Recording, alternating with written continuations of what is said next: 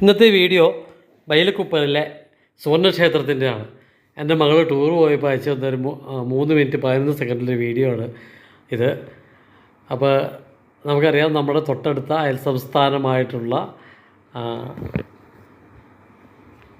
കർണാടകത്തിലെ കൂർഗിൽ നിന്നുള്ള ഒരു കാഴ്ചകളൊക്കെയാണ്. കൂർഗ് എന്ന് പറയുമ്പോൾ മടിക്കേരി, അതുപോലെ കുശാൽ നഗർ, വിരാജ്പേട്ട, ഈ സ്ഥലങ്ങളെല്ലാം കൂടെ കൂടി പറയുന്നൊരു പേരാണ് കൂർഗ് എന്നാണ് ഞാൻ മനസ്സിലാക്കിയിരിക്കുന്നത്. കാരണം ഈ കൂർഗ് എന്ന് പറഞ്ഞ ഒരു സ്ഥലം അന്വേഷിച്ച് എടുത്തിട്ട് ഞാൻ ഇതുവരെ കണ്ടിട്ടില്ല. മടിക്കേരി, അതുപോലെ മടിക്കേരിയിലും വിരാജ്പേട്ടൊക്കെ ഞാൻ പോയിട്ടുണ്ട്. പക്ഷേ ഈ കുശാൽ നഗർ എന്ന് പറഞ്ഞ സ്ഥലത്ത് ഞാൻ പോയിട്ടില്ല. ഇവിടുന്ന് 5 കിലോമീറ്റർ മാത്രം അകലെ ബൈലക്കുപ്പ എന്ന് പറഞ്ഞ ഒരു സ്ഥലത്തുള്ള ഒരു ടിബറ്റൻ ബുദ്ധമത സമൂഹത്തിൻ്റെ ഒരു ആരാധന ബുദ്ധവിഹാരമാണ് ശരിക്കും ഈ ഒരു സുവർണക്ഷേത്രം. ഇതിനെ നാൻ റോലിംഗ് മൊണാസ്ട്രി എന്നുകൂടി ഇത് അറിയപ്പെടുന്നുണ്ട്. ഇതിൻ്റെ ഏറ്റവും വലിയ, നമ്മുടെ ഈ ബൈലക്കുപ്പയിലെ ഏറ്റവും വലിയൊരു പ്രത്യേകത എന്ന് വെച്ചിട്ടുണ്ടെങ്കിൽ ധർമ്മശാല കഴിഞ്ഞ്, അതായത് ഹിമാചൽ പ്രദേശിലാണ് ധർമ്മശാല കഴിഞ്ഞിട്ടുണ്ടെങ്കിൽ ഇന്ത്യയിലെ ഏറ്റവും വലിയ ബുദ്ധമത സെറ്റിൽമെൻറ്റ്, അതായത് ബുദ്ധമത അഭയാർത്ഥി സെറ്റിൽമെൻ്റ് ആണോ ശരിക്കും അത്? ടിബറ്റൻ ബുദ്ധമത അഭയാർത്ഥി സെറ്റിൽമെൻ്റ് എന്നാണ് പറയുക ബൈലക്കുപ്പയിലേത്.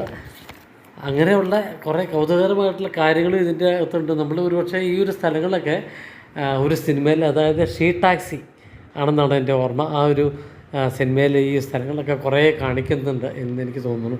അതുപോലെ ഇത് കൂർഗിലെ ഏറ്റവും പ്രസിദ്ധമായിട്ടുള്ള ഒരു വിനോദസഞ്ചാര കേന്ദ്രം കൂടിയാണ് ഈ സുവർണക്ഷേത്രവും ഈ സെറ്റിൽമെൻറ്റൊക്കെ. അതേപോലെ ഇതിൻ്റെ ഒരു നിർമ്മാണം 1961 ലങ്സം സാം ഡൂപ്ലിങ്, അതുപോലെ 1969 ഡിക്കി ലാർസൺ.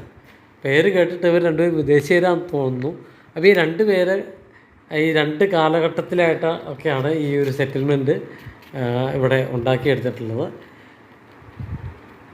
അതേപോലെ ഇവിടുത്തെ ഏറ്റവും വലിയ ആകർഷണമാണ്, ഞാൻ നേരത്തെ പറഞ്ഞു, ഈ ഒരു സുവർണക്ഷേത്രം. ഇത് നിർമ്മാണം 1963 ദ്രുബാങ് പത്മ നോർബു എന്ന് പറയുന്ന റിംപോച്ചയുടെ കാലത്താണ്. നമ്മൾ പല തവണ റിംപോച്ചെ എന്ന വാക്ക് ഒരിക്കലും മറക്കില്ല. കാരണം നമ്മൾ യോദ്ധ എന്നുള്ള സിനിമയിൽ ശരിക്കും ഒരു നായക വേഷം തന്നെ, നായകനൊപ്പം നിൽക്കുന്ന വേഷം തന്നെയാണ് ഒരു ബുദ്ധമത സന്യാസി ആണ് ശരിക്കും റിംപോച്ചെ എന്ന് പറയുന്നത്. ആ ഒരു കുട്ടി ചെയ്ത വളരെ അതിമനോഹരമായിട്ടുള്ള ഒരു സിനിമയുടെ കാര്യങ്ങളും കൂടെ നമ്മൾ ഇത് റിംപോച്ചെ എന്ന പേര് കേൾക്കുമ്പോൾ നമ്മുടെ ഓർമ്മയിലേക്ക് വരും. ഏതായാലും അപ്പോൾ തൽക്കാലം ഞാനിവിടെ ഈ ബുദ്ധമത വിഹാരത്തിൻ്റെ കാഴ്ചകൾ നിർത്തുകയാണ്. എല്ലാവർക്കും ഗുഡ് ബൈ.